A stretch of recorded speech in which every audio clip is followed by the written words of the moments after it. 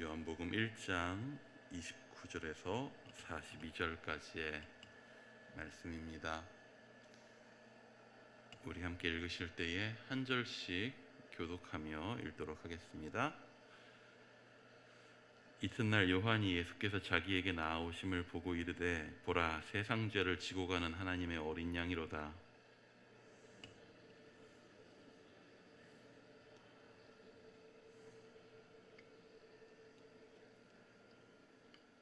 나도 그를 알지 못하였으나 내가 와서 물로 세례를 베푸는 것은 그를 이스라엘에 나타내려 함이라 하니라.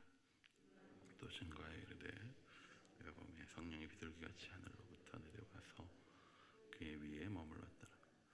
나도 그를 알지 못하였으나 나를 보내어 물로 세례를 베풀라 하신 그 이가 나에게 말씀하시되 성령이 내려서 누구 위에든지 머무는 것을 보거든 그가 곧 성령으로 세례를 베푸는 이인 줄 알라 하셨기에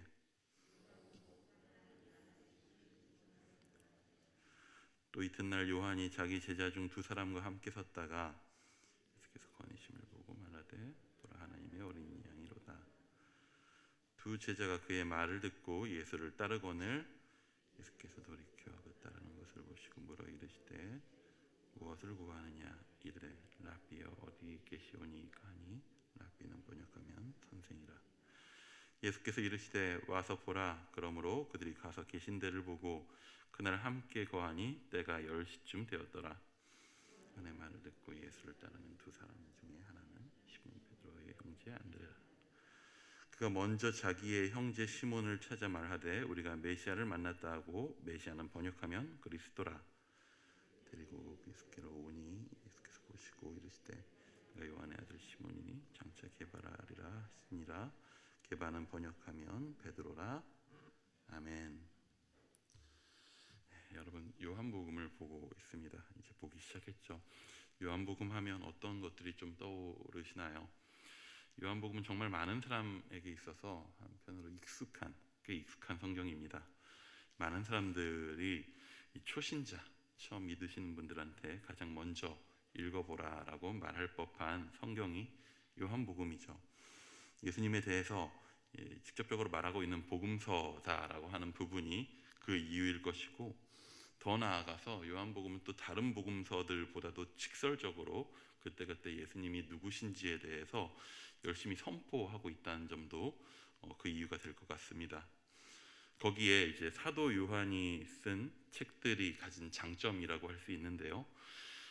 제가 이제 공부할 때에는 이거를 노인 말투라고 좀 이야기했었는데, 뭐냐면 아무래도 사도 요한의 복음서나 서신서나 계시록 모두 노년에 쓰인 책이다 보니 어투가 반복적입니다. 뭔가 했던 이야기가 계속적으로 반복되면서 내용이 쌓여갑니다. 그래서 보고 듣는 입장에서는 이 계속해서 내용이 반복되고 강조되면서 또 선포되는 메시지는 명확하다 보니까 굉장히 읽기에 듣기에 수월한 책인 거죠. 실제로 요한복음은 쉽게 읽자면 정말 편하게 읽을 수 있는 복음서입니다. 그래서 우리가 잘 외우는 성경 구절도 요한복음에 굉장히 많이 있습니다. 가장 유명한 성경 구절이 뭐가 있죠? 3장 16절의 내용은 가장 유명한 성경 구절이죠.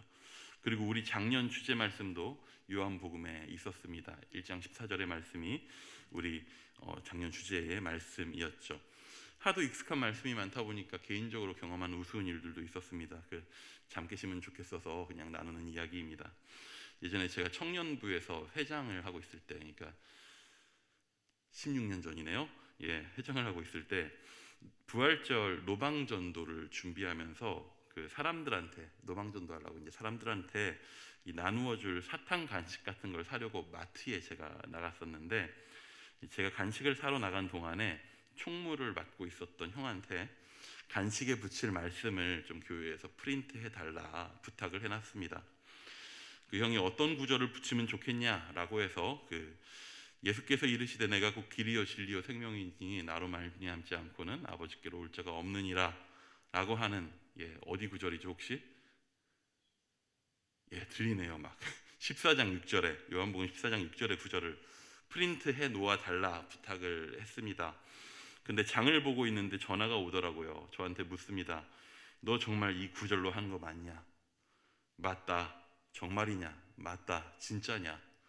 대화가 오가고 있는데 확인해 보니까 그렇더라고요. 제가 헷갈려서 14장 6절을 4장 16절이라고 했더라고요. 예, 그리고 4장 16절 9절은 이렇습니다. 이르시되 가서 내 남편을 불러오라. 정말 전도에 최적화된 구절을 제가 골라서 부탁했더라고요.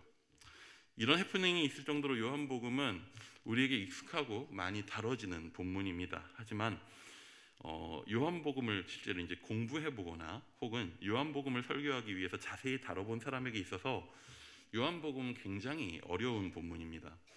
저희 아내가 딱 이렇게 표현하더라고요. 시조 같다. 그냥 들으면 읽혀지고 감성적으로 감상이 됩니다. 근데 그 내용이 의미하는 바가 정확하게 무엇이냐라는 것을 따지고 들기 시작하면 그 시조가 쓰인 시대부터 해서 각각의 단어의 의미들, 함축적인 부분들까지 생각할 것이 굉장히 많은 거죠. 딱 요한복음이 이런 느낌입니다. 우리 쭉 이제 요한복음을 새벽 예배 시간 통해서 이제 여러 목사님들과 전도사님들을 통해서 요한복음의 다양한 메시지들을 듣고 나누기도 하시겠지만 저는 좀 이 요한복음을 다루는 그 시간들 가운데에서 좀 요한복음의 그런 면들, 약간은 복잡해 보일 수 있고 좀 살펴 들어가야지 볼 수 있는 부분들을 좀 함께 생각해 보는 시간을 가지려고 합니다. 그래서 약간은 조금 딱딱할 수도 있을 것 같고 그냥 본문 자체에 대한 내용들이 많을 수도 있을 것 같습니다. 한편으로는 각각 묵상하실 때 이런 부분들이 좀 팁이 되어서 같이 생각해 볼 수 있으면 좋겠다라는 생각으로 나누는데 약간 딱딱하더라도 좀 마음을 열고 생각을 열고 함께 본문에 들어가 볼 수 있으면 좋을 것 같습니다. 오늘 본문은 어제에 걸쳐 있는 본문입니다. 세례 요한에 대한 이야기죠. 세례 요한에 대한 이야기는 요한복음 전체에 걸쳐 있는 요한복음의 중요한 서술 방식을 살펴보는 데 있어서 굉장히 좋습니다.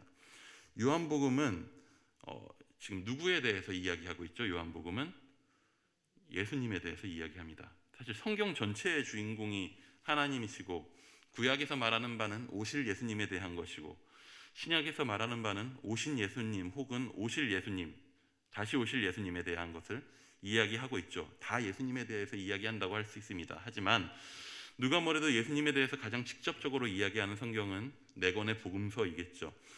그 중에서도 요한복음은 다른 세 권의 복음서와는 조금 다른 느낌을 우리에게 줍니다. 마태, 마가, 누가복음을 통틀어서 공관복음이라고 이야기합니다. 공관, 그러니까 공통의 관점을 갖고 있다라고 하는 것이죠.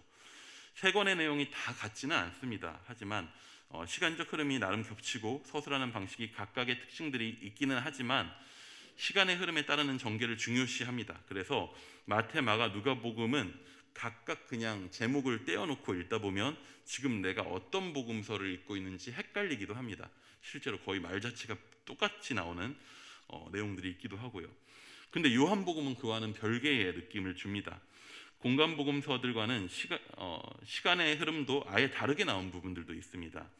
같은 상황을 설명하더라도 다른 복음서에서는 전혀 나오지 않는 설명과 해석들이 나오기도 합니다. 공간복음서들이 사건의 흐름을 하나씩 쫓아가다 보면서 점점 예수님의 정체가 드러나고 완성되어져 간다면 요한복음은 한 사건 한 사건 속에서 이미 이 예수님의 정체가 어떤 것인지 해석하고 있고 강하게 선포하고 있습니다. 사실 그래서 우리가 요한복음을 좋아하기도 하고 편애하기도 하는 것입니다. 보는 부분들마다 예수님에 대해서 속 시원할 정도로 직설적으로 이야기를 해준다는 것입니다. 그런 방식으로 요한복음이 예수님을 설명하는, 그때그때 예수님을 설명하는 방식이 있어서 굉장히 자주 사용되는 것이 뭐냐 하면은 뭐뭐보다 나은 예수님이라는 방식으로 예수님을 설명할 때가 굉장히 많이 있습니다. 이게 정말 자주 등장하는 방식인데 오늘 본문뿐만 아니라 내일 다루게 될 본문에서도 그리고 한동안은 쭉 이 내용들이 반복될 것입니다. 12장까지는 계속 반복돼서 등장할 겁니다.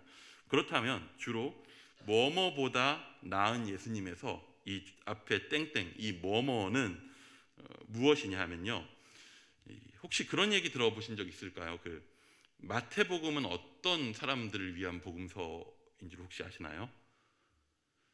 주로 유대인을 위한 복음이라고 이야기하죠. 유대인들에게 적합한, 유대인들에게 설명할 만한 복음이라고 이야기합니다. 그렇다면 혹시 누가복음은 주로 어떤 사람들을 위한 복음서인지 아시나요? 사실 대놓고 데오빌로를 위한 복음서였죠. 데오빌로를 비롯한 주로 이방인들을 위한 복음서였습니다.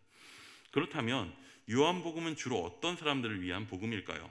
물론 어떤 복음서가 한정된 사람들만을 위해 존재하지만은 않습니다. 하지만 처음 쓰였을 때 주요 대상들이 존재합니다.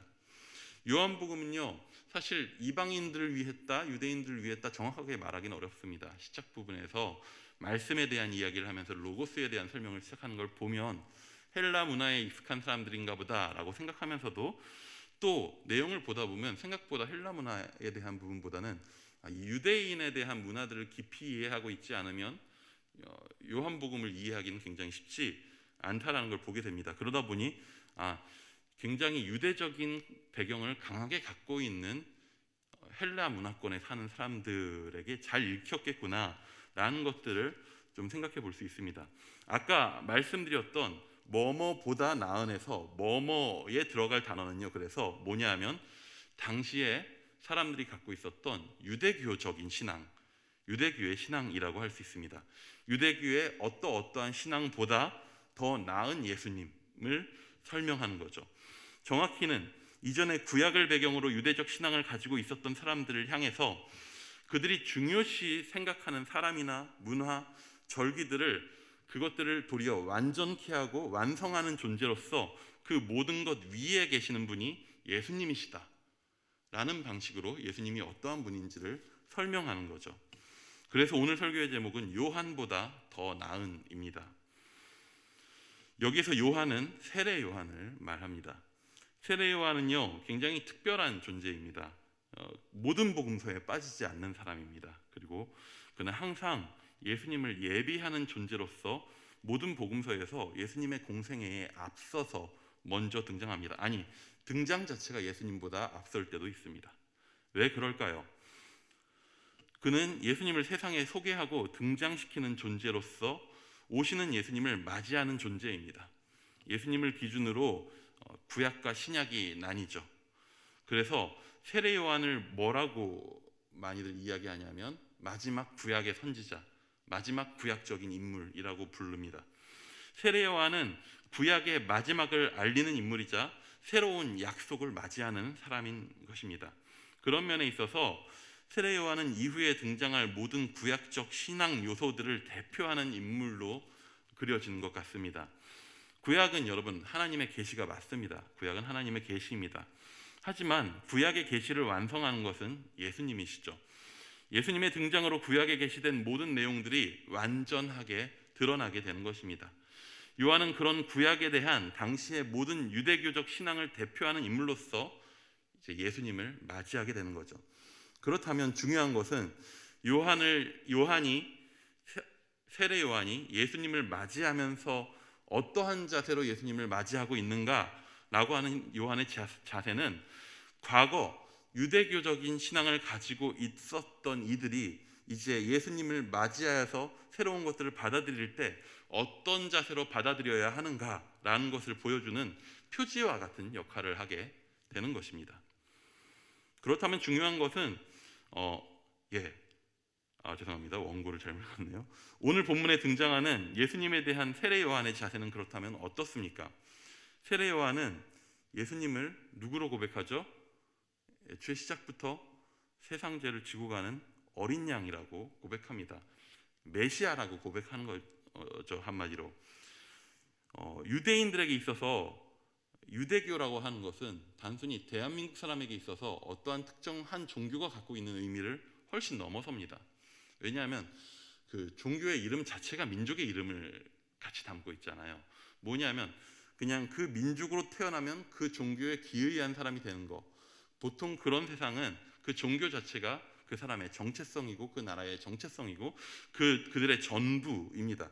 유대인들에게 있어서 유대교는 그들의 전부였습니다. 자기들이 믿고 있는 하나님에 대해서 알고 있는 전부였고 자기들의 정체성 그 자체였었던 거죠. 세례 요한은요, 그것을 대표하는 사람입니다. 하지만 그가 예수님을 만났을 때 그는 자신과 자신들이 기다렸던 존재가 바로 저분 예수님이시다 라고 고백합니다. 그리고는 뭐라고 이야기하냐? 예수님이 자기보다 앞선 분이라고 고백합니다. 우리 30절 말씀을 한번 같이 읽어보도록 하겠습니다. 30절입니다. 시작. 내가 전에 말하기를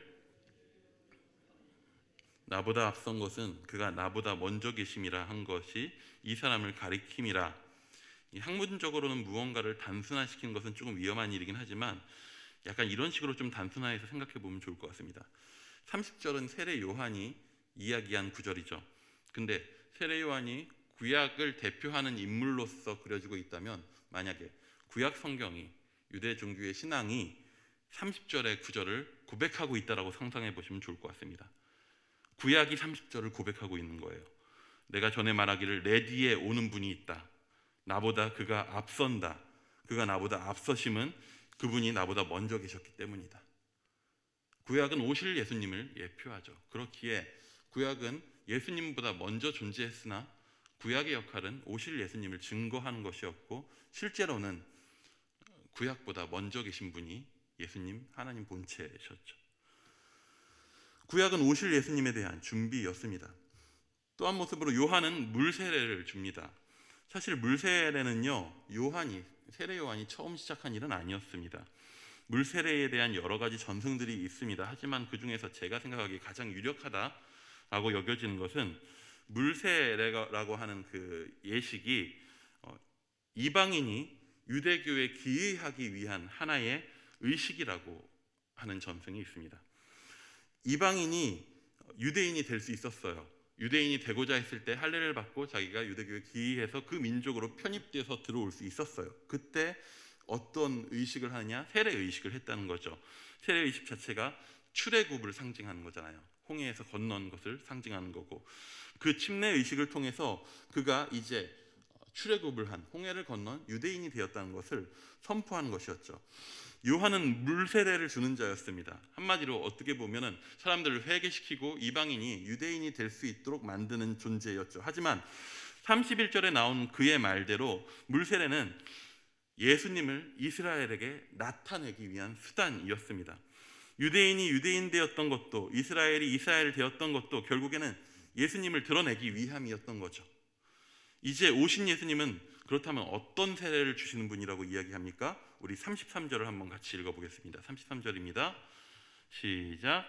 나도 그를 알지 못하였으나 나를 보내어 물로 세례를 베풀라 하신 그 이가 나에게 말씀하시되 성령이 내려서 누구 위에든지 머무는 것을 보거든 그가 곧 성령으로 세례를 베푸신 이인 줄 알라 하셨기에, 예수님은요 물로 세례를 주신 분이 아니라 성령으로 세례를 주신 분이라고 합니다. 이전에 물 세례가 유대인을 유대인 되게 하였고 이방인을 유대 민족이 되게 들어올 수 있게 하는 것이었다면, 예수님을 믿고 완전한 하나님 나라의 백성 된 자들에게는 누가 내주하시죠? 성령이 내주하시게 됩니다. 이전에 이스라엘과 유대교에 한정되어 있었다고 믿었던 하나님 나라가 이제는 예수 그리스도를 통해 완전하게 드러나게 될 것입니다. 그의 그리스도이심을 믿고 그의 십자가 희생과 부활을 믿는 자들은 누구든지 하나님 나라 백성이 되는 거죠. 예수님의 성령 세례가 그들에게 주어져서 성령이 그들에게 내주하게 될 때에 이제 예수님의 성령 세례를 받은 이들이 단순히 유대인을 넘어서 참된 하나님 나라의 백성으로 들어오게 되는 거죠. 요한은 유대인이었고 구약의 마지막 선지자로서 자신이 속한 구약의 세계와 유대교의 세계가 그의 존재 자체이고 정체성인 사람이었습니다. 그게 전부였었던 사람일 수 있습니다. 하지만 그는 어떠느냐? 예수님께서 오실 때 자신의 나중됨, 자신이 갖고 있었던 정체성도, 자신이 갖고 있었던 신념도, 그 모든 것들이 결국에 그분 앞에서 나중됨을 인정하고 예수님의 하나님 아들 되심을 고백합니다. 그리고 요한의 그런 모습은 이어지는 장면을 통해서 더욱 분명하게 드러납니다. 요한을 따르던 제자들이 있었습니다. 요한은 당시 유대교 문화권 안에서는요 그냥 벌판에서 선지자의 옷을 입고 세례를 주던 변방의 이상한 사람이 아니라 유대교 문화권 안에서 굉장히 큰 영향력을 끼쳤었던, 그냥 이방에 퍼져 있었던 디아스포라 유대인들이 와서 그에게 와서 세례를 받으려고 일부러 줄을 섰었던 그런 큰 영향력을 가졌었던 사람입니다. 그러다 보니 요한에게도 제자들이 있었습니다. 요한복음이 지금 쓰였을 요한복음, 사도 요한이 쓴 우리가 읽고 있는 요한복음이 쓰였을 거진 한참 뒤의 시기까지도 많은 디아스포라 유대인들 중에서는 세례 요한의 가르침을 따르는 그의 제자된 사람들이 곳곳에 퍼져 있을 정도였습니다. 그만큼 영향력이 큰 사람이었고 그만큼 그를 따르는 제자들이 많았었던 거죠. 사람에게 있어서 굉장히 큰 욕심 중 하나가 뭐냐면 사람 욕심입니다. 질투라고 하죠. 질투는 정말 엄청난 힘을 가진 감정이죠. 나랑 가장 친한 줄 알았던 사람이 다른 누군가와 더 친하다는 것을 알았을 때 이게 질투가 나지 않던가요, 여러분? 개인적 소소한 관계에서도 그렇습니다. 근데 나를 따르는 제자가 있다는 것은 굉장한 것이거든요. 내가 갖고 있는 신념과 가르침이 그에게 영향을 미치고 그가 나를 의지하고 의존하는 관계가 된다는 것. 가르치는 자는 어떻게 보면요, 가르침 받는 자들의 신뢰와 의존을 자신의 자랑으로 삼고 살기가 쉽습니다. 내 제자가 나를 떠나서 다른 일을 따르는 것은 그래서 정말 괴로운 일이 될 수 있는 거죠. 그런데 세례 요한은 제자들이 자신과 함께 있는 중에 다시 한번 고백합니다. 보라, 하나님의 어린 양이로다. 그 말을 듣던 세례 요한의 제자들 둘이 어떻게 합니까? 예수님을 따라가 버립니다. 예수님의 제자가 된 것입니다. 혹시 이게 별것 아닐 듯 보이시나요? 예수님의 죽음의 이유가 무엇입니까? 예수님은 왜 죽으셨습니까? 궁극적으로는 우리의 죄 때문이죠. 하지만 표면적으로 복음서의 상황을 살펴보면 어떤 갈등들이 예수님을 죽음으로 몰게 된 것을 우리는 보게 됩니다. 뭐냐 하면 유대의 종교 지도자들의 질투였습니다. 바리새인이, 서기관들이, 사두개인들이 예수님을 죽음으로 몰았습니다. 왜요? 자신들의 가르침과 자신들이 믿는 유대교에 대한 가르침을 위협하는 자라고 여겼기 때문이죠. 자신들의 제자들을 빼가고 자신들이 갖고 있는 신념체계를 뒤흔드는 자라고 예수님을 보았기 때문입니다. 예수님을 받아들일 수가 없었던 거죠. 그들은 자기들의 신념에 갇혀버려서 자신들이 맞이하고 선포해야 할 그 메시아를 죽이는 일에 앞장서게 됩니다. 우리는 물론 신약의 백성들입니다. 예수님을 통해서 우리 가운데 이루어진 일들을 들었습니다. 그것을 보고 믿었던 이들에 의해서 선포된, 전승되고 있는 그 신약의 신앙을 우리는 갖고 있습니다. 예수님이 우리의 주인됨을 알고 오직 예수님만이 우리의 구원이심을 우리는 믿습니다. 하지만 그럼에도 우리는 종종, 아니 자주 세례 요한답기보다는 바리새인스러울 때가 많지 않은가요? 배우고 믿는 것에 거한다는 핑계로 아는 것으로 누군가를 정죄하고 아는 것으로 누군가를 비난하고 폭력을 행할 때도 굉장히 많이 있습니다. 누군가 내 말을 따르지 않으면 형제로 대하기보다는 남으로 대하고 사랑하기보다는 미워할 때도 참 많이 있습니다. 누군가를 예수의 제자가 되는 길로 인도하기보다는 내 사람으로 만들고 싶을 때도 굉장히 많이 있습니다. 정작 우리가 배우고 믿은 바, 배우고 아는 바, 확실히 거해야 할 그곳은 무엇이었냐면 예수님이 우리에게 주신 자기 십자가를 지고 나를 따르라고 하는 말씀일 것입니다. 사랑하라는 말씀이었습니다. 하지만 거기에 거한다라는 핑계로 나의 신념을 위해 누군가의 희생을 요구할 때가 참 많습니다. 우리가 좀 더 세례 요한다울 수 있기를 소망합니다. 바리새인답기보다 세례 요한다울 수 있기 원합니다. 내가 갖고 있는 신념과 생각들을 넘어서 그 이상의 것을 요구하시고 그 이상의 것으로 우리를 인도하시는 하나님 앞에, 먼저 그 모습을 선보이신 예수님 앞에, 십자가를 지신 그분 앞에 그 사랑을 쫓아서 닮아갈 수 있길 원합니다. 내가 아는 것을 넘어서 예수께서 사랑하라 하실 때 나의 아는 것을 넘어 사랑으로 나아갈 수 있기를 소망합니다. 세례 요한이 이야기했습니다. 그는 흥하여야 하겠고 나는 쇠하여야 하리라 라는 고백처럼 우리의 삶의 주인공이 내가 아니라 오직 예수님이 될 수 있기를 축복합니다. 기도하겠습니다.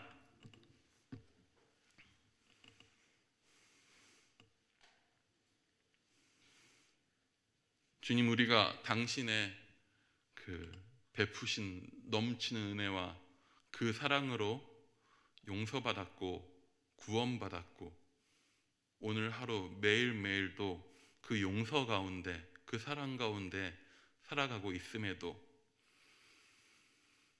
주님, 우리는 내가 아는 것에 갇혀서 내가 확신하는 것을 붙잡고자, 아니 그걸 통해서 내 정체성을 공고히 하고자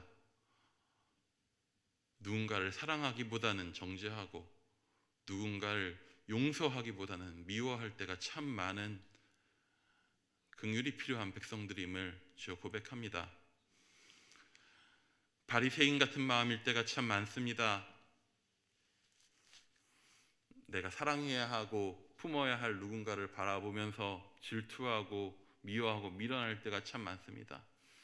주님, 우리가 참으로 구약의 대표자로서 묘사되나 그럼에도 예수께서 나보다 앞서신 분 되셨다고, 내가 그보다 뒤에 선자 되었다고 고백했었던, 그리고 실제로 자신의 제자들을 다 예수께로 떠나보내기까지 원했었던 그 세례 요한의 마음과 삶을 닮아가기 원합니다.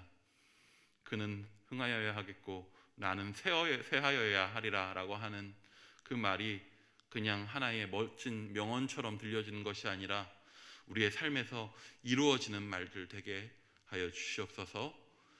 예수님의 이름으로 기도드립니다. 아멘.